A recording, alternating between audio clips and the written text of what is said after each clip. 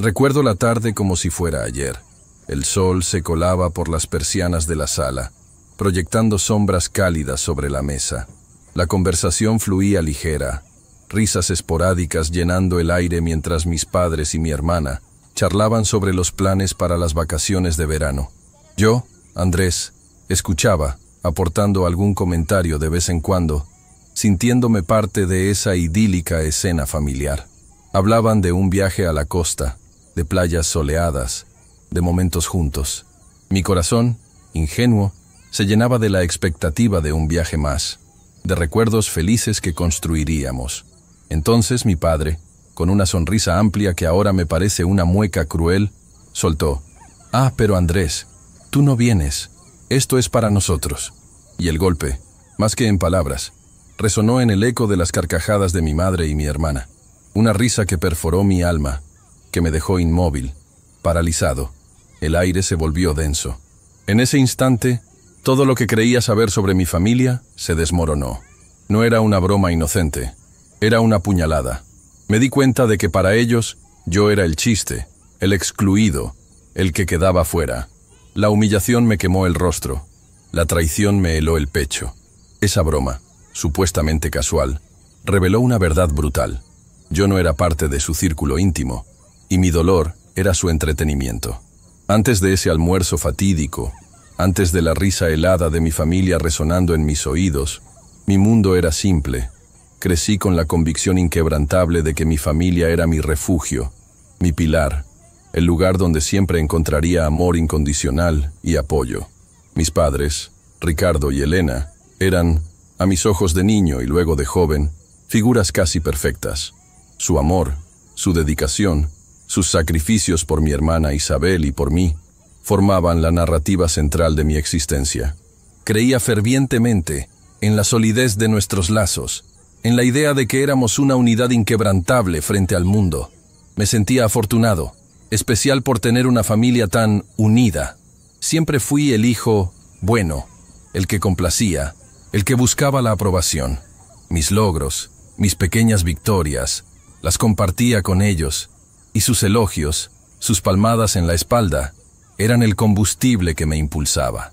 Recuerdo innumerables cenas donde las anécdotas familiares se tejían con risas y brindis, donde los problemas externos se disolvían en la calidez de nuestro hogar. Era una imagen construida con esmero, una fachada de armonía que, en retrospectiva, era tan frágil como el cristal. Pero al rebobinar la cinta de mi memoria, con la cruda lucidez que solo el dolor más profundo puede otorgar, los pequeños quiebres en esa fachada comienzan a aparecer. No eran grietas grandes, sino más bien hilos sueltos en un tapiz aparentemente perfecto. Recordaba cómo, desde pequeño, cualquier deseo mío que no encajara con sus planes o expectativas era sutilmente desviado, minimizado o incluso usado en mi contra. «Eres tan sensible, Andrés», me decía mi madre con una sonrisa condescendiente cuando algo me molestaba. O mi padre, con su tono paternal: «Sabemos lo que es mejor para ti, hijo. Confía en nosotros».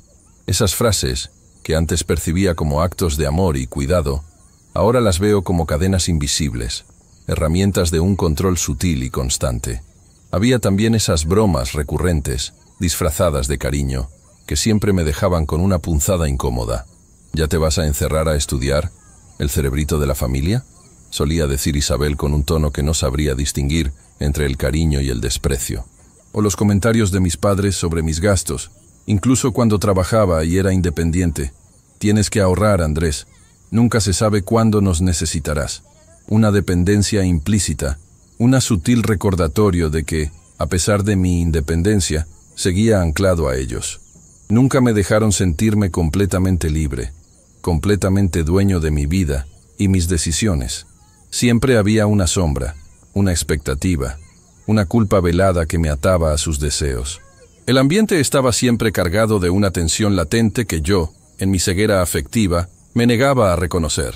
Pequeñas disputas sin resolver, silencios incómodos tras discusiones triviales, la forma en que el dinero era un tema recurrente y siempre con un aire de sacrificio por su parte.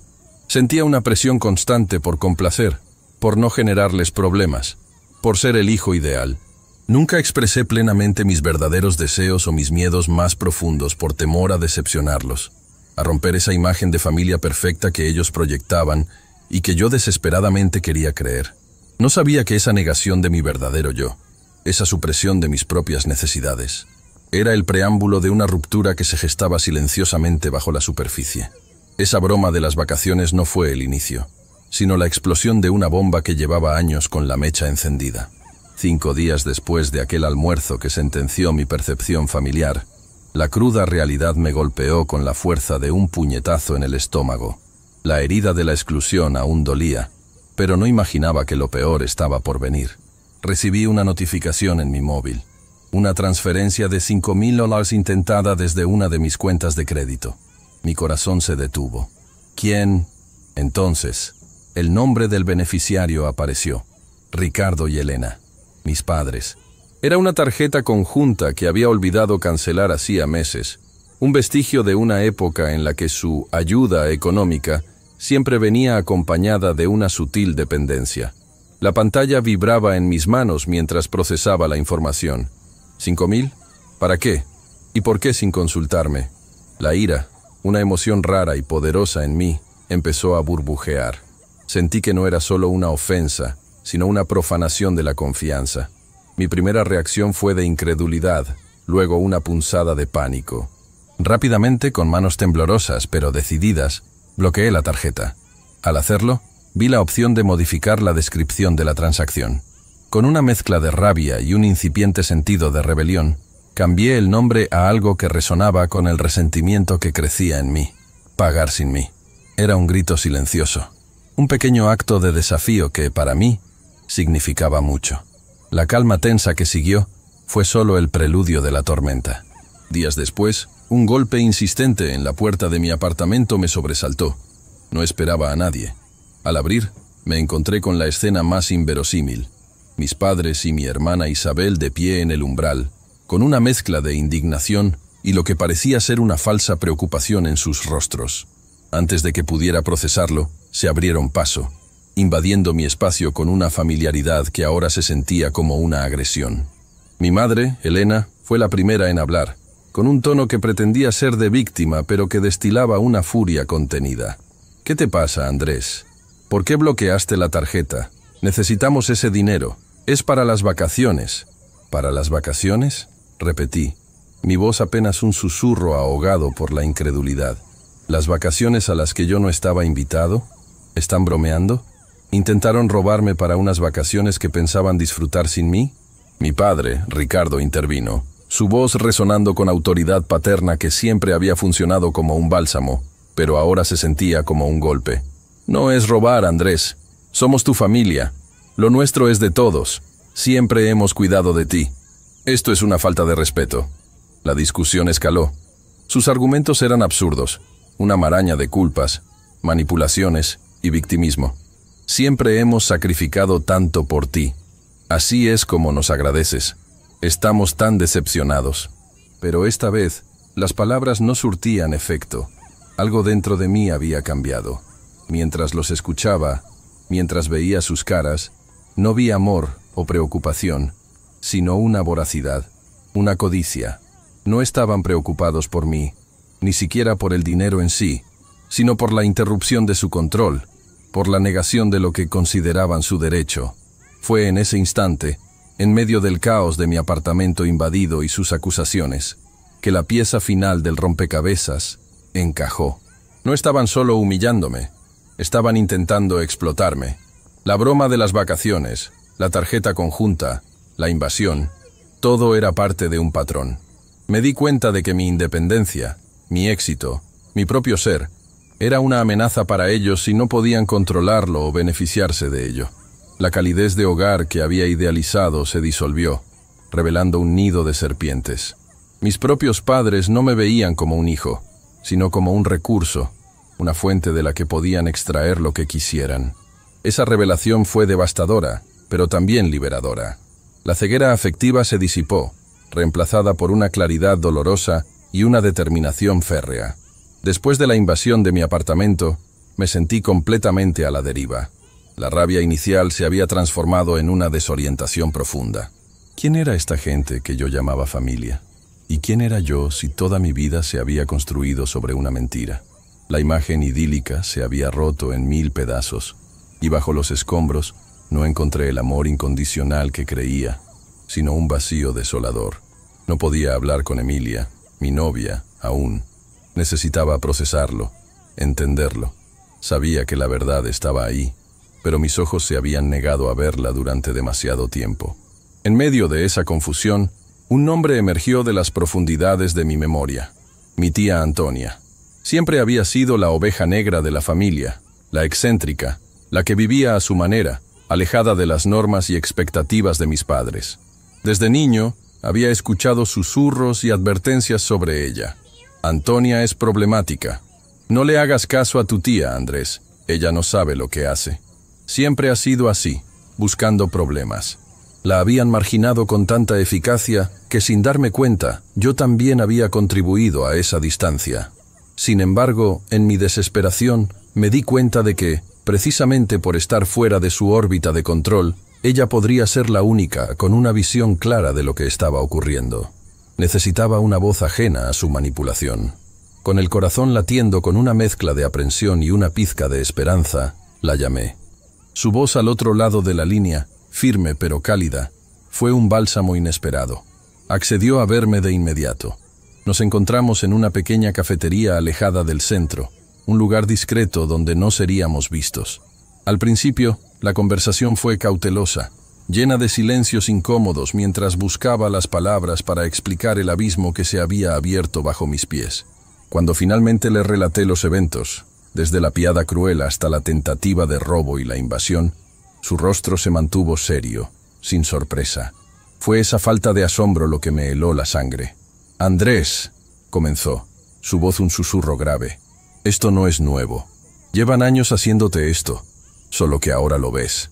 Y luego, la cascada de revelaciones. La tía Antonia, con una calma que me aterraba, desveló la madeja de engaños y manipulaciones. Me habló de cómo mis padres, Ricardo y Elena, habían usado mi supuesta debilidad o sensibilidad para justificar su control excesivo desde mi infancia. Te decían que te protegían, Andrés, pero lo que hacían era asfixiarte para que no pudieras valerte por ti mismo. Necesitaban que creyeras que los necesitabas.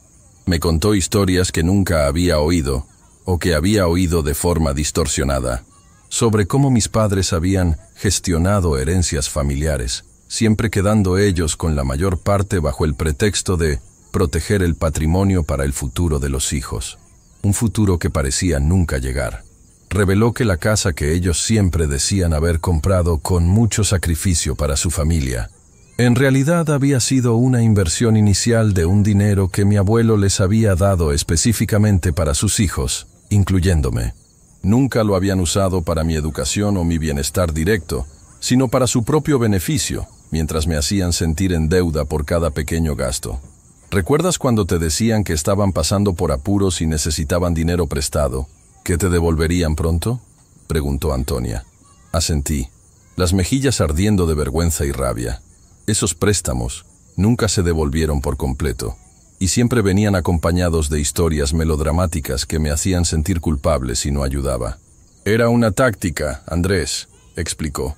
Una forma de mantenerte en deuda, de que sintieras que tenías que devolverles algo por todos sus sacrificios. La tía Antonia me mostró documentos antiguos, cartas, correos electrónicos, pruebas irrefutables de cómo mis padres habían mentido sobre sus finanzas, sobre sus dificultades, mientras vivían un estilo de vida que no cuadraba con sus quejas constantes. Cada palabra de Antonia era una puñalada que destrozaba la imagen de mis padres que yo había construido y defendido con uñas y dientes. Sentí náuseas, la vergüenza de haber sido tan ciego, tan manipulado, pero también, y esto fue lo más sorprendente, una inmensa sensación de liberación. La verdad, aunque dolorosa, me liberaba de la carga de una culpa y una obligación inexistentes. Me di cuenta de que la oveja negra era en realidad la única que había visto la verdad todo este tiempo. Al final de nuestra conversación, el pacto fue tácito. Miré a mi tía Antonia, no como una marginada, sino como una aliada inesperada.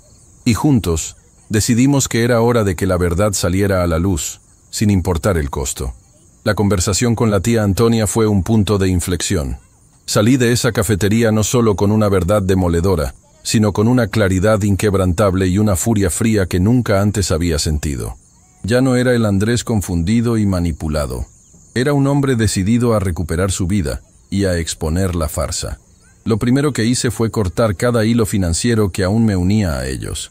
Cancelé la última cuenta conjunta, cambié beneficiarios en seguros y reorganicé mis finanzas para que ni un solo centavo mío pudiera ser tocado por ellos, ni por error, ni por estratagema.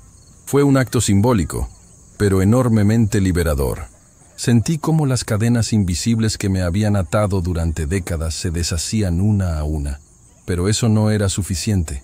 La ira que me carcomía no era solo por el dinero o la invasión, sino por la humillación sistemática, por la burla de su amor.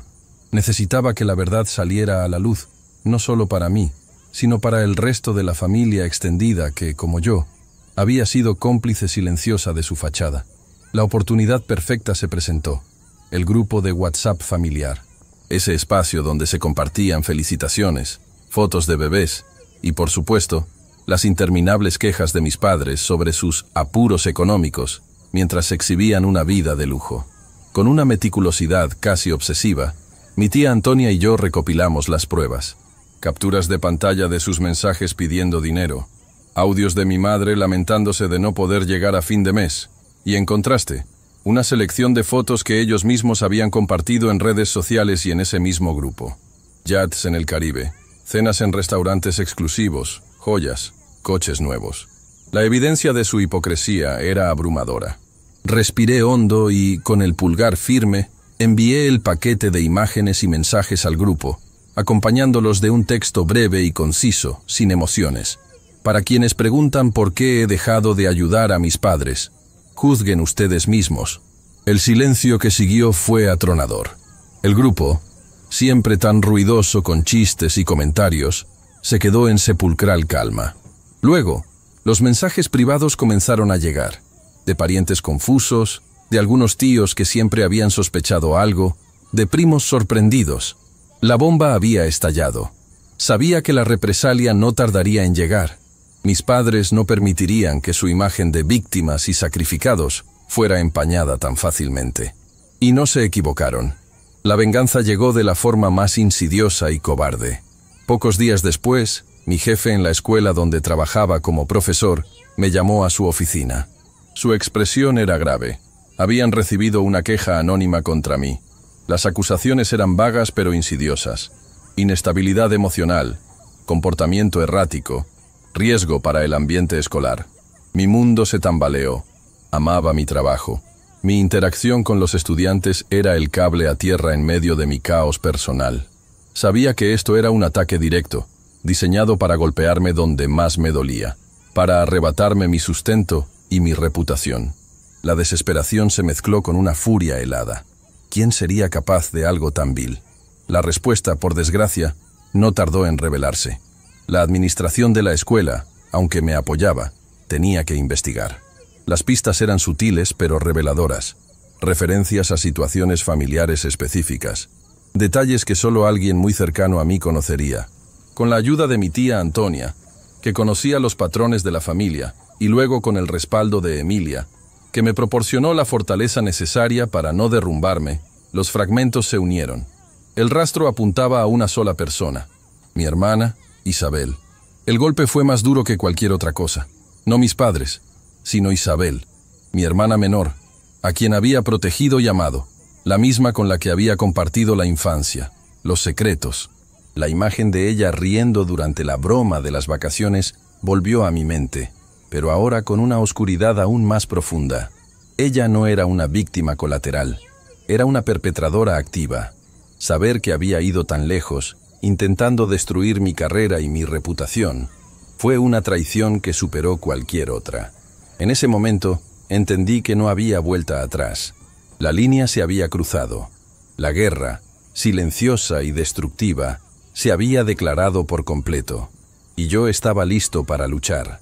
El ataque a mi carrera fue la gota que colmó el vaso.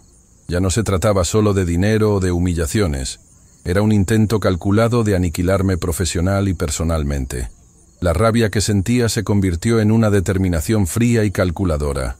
No iba a permitir que me destruyeran. En ese momento, la tristeza por la pérdida de mi familia se transformó en una necesidad imperiosa de justicia. No solo para mí, sino para Andrés, el niño que había sido manipulado y el adulto que se negaba a seguir siéndolo. Mi tía Antonia se convirtió en mi principal aliada. Ella no solo me había abierto los ojos, sino que también se había puesto a mi lado en esta batalla. Juntos, comenzamos a reunir todas las pruebas. No fue fácil. Hurgar en el pasado, revivir cada momento de manipulación, cada mentira, era doloroso, pero cada documento, cada mensaje, cada testimonio que ella había guardado con celo, era una pieza que armaba el rompecabezas de una historia de abuso sistémico. Juntamos recibos, estados de cuenta bancarios, correos electrónicos antiguos, donde mis padres pedían dinero o justificaban sus gastos, mensajes de texto con comentarios despectivos, e incluso algunas grabaciones de llamadas que Antonia había hecho a lo largo de los años, donde mis padres revelaban su verdadera naturaleza. Fue un trabajo agotador, pero cada nueva prueba confirmaba la verdad que yo, por años, había negado. Con todo el material en mano, y con la misma convicción que había usado para enviar las fotos de las vacaciones, preparamos un documento detallado. Era una cronología de eventos, un expediente de sus manipulaciones respaldado por las pruebas irrefutables. Lo enviamos directamente al grupo de WhatsApp de la familia extendida, y esta vez fue mucho más que unas fotos. Era la historia completa, cruda y sin adornos. Los mensajes de respuesta no se hicieron esperar. Esta vez no hubo silencio. Hubo incredulidad, shock y para algunos, una confirmación de viejas sospechas. La fachada de Ricardo y Elena se derrumbó por completo ante los ojos de todos. No me detuve ahí. Necesitaba acciones legales, no por venganza, sino por protección y para establecer límites claros. Contacté a una abogada, la doctora Soto, que había sido recomendada por un colega. Era una mujer directa, con una mirada aguda y una comprensión inmediata de la complejidad de la situación. Desde nuestra primera reunión, ella me transmitió una confianza que me hizo sentir que, por primera vez, no estaba solo. Le entregué todo el expediente que Antonia y yo habíamos compilado. Su respuesta fue contundente. Esto es abuso emocional y financiero, Andrés. Tenemos un caso sólido. El proceso legal fue un torbellino de emociones, pero me aferré a la idea de que era un paso necesario hacia mi libertad. La doctora Soto actuó rápidamente. Primero, obtuvimos una orden de restricción temporal contra mis padres. Ver ese documento oficial, que prohibía a Ricardo y Elena acercarse a mí o a mi propiedad, fue una sensación extraña. Era la primera vez que un límite tangible se interponía entre nosotros, una barrera legal para proteger mi espacio y mi paz. También presenté una denuncia formal por la invasión de mi domicilio. Aunque sabía que sería difícil probarla sin testigos directos, era importante dejar constancia legal de su transgresión. Era un mensaje claro. Sus acciones tendrían consecuencias. El tema de la queja anónima en la escuela fue resuelto con la misma eficiencia. La doctora Soto se puso en contacto con la administración escolar. Con la evidencia de la historia de manipulación familiar, los antecedentes de la tía Antonia y las inconsistencias en la queja, que, gracias a mi tía, pudimos rastrear indirectamente hasta Isabel a través de ciertos modismos y detalles específicos, mi abogada pudo exponer la verdadera naturaleza de la denuncia, un acto de represalia sin fundamento. La escuela, al ver la clara intención maliciosa detrás de la queja, y al evaluar mi historial intachable como profesor, retiró oficialmente la acusación. La sensación de alivio fue inmensa. Mi carrera, mi pasión, estaba a salvo. Cada paso legal era una victoria pequeña pero significativa. No era solo ganar un caso, era reclamar mi autonomía, mi dignidad. La lucha era agotadora, emocionalmente drenante, pero sabía que era el precio de la verdadera libertad. Estaba rompiendo el ciclo, no solo para mí, sino quizás, de alguna manera, para el niño que fui. El proceso legal, aunque agotador, fue el último eslabón en romperse con el pasado tóxico. Cada paso, cada documento, cada audiencia, era un ladrillo retirado del muro que me mantenía prisionero. La orden de restricción fue más que un papel, era un escudo, una barrera física y emocional que me permitía respirar por primera vez en años sin la sombra constante del control y la manipulación. Ver cómo la queja en la escuela era retirada, la verdad sobre la farsa de Isabel expuesta, fue una validación inestimable. No era solo mi reputación profesional lo que estaba en juego, era mi dignidad. Una vez que el polvo se asentó, la sensación no fue de triunfo, sino de un cansancio profundo, seguido de una paz indescriptible. La rabia se disipó, dando paso a un vacío que gradualmente comenzó a llenarse con una sensación de ligereza y autodescubrimiento. Me di cuenta de que, durante mucho tiempo, viví la vida que ellos querían para mí, guiado por una brújula distorsionada de culpa y obligación. Ahora, la brújula apuntaba hacia el norte verdadero, mi propio norte. En este período de transición, Emilia fue mi puerto seguro, mi roca inquebrantable. Ella me escuchó sin juzgar, me apoyó sin cuestionar y me amó incondicionalmente, ayudándome a ver el valor de un amor verdadero y libre de condiciones. Ella me recordó quién era yo antes de que la toxicidad familiar me moldeara y me ayudó a reconstruir a la persona que quería ser. Juntos, dimos un paso crucial. Nos mudamos a un nuevo apartamento. Fue más que un cambio de dirección. Fue un símbolo, un ritual de purificación. Cada caja desempacada, cada mueble colocado, era un acto de creación, de construir nuestro propio santuario, libre de las sombras del pasado. No era un lugar más grande o más lujoso, pero era nuestro, lleno de luz, de risas y de la promesa de un futuro que nosotros, y solo nosotros, decidiríamos. La desconexión fue total. Bloqueé números, redes sociales.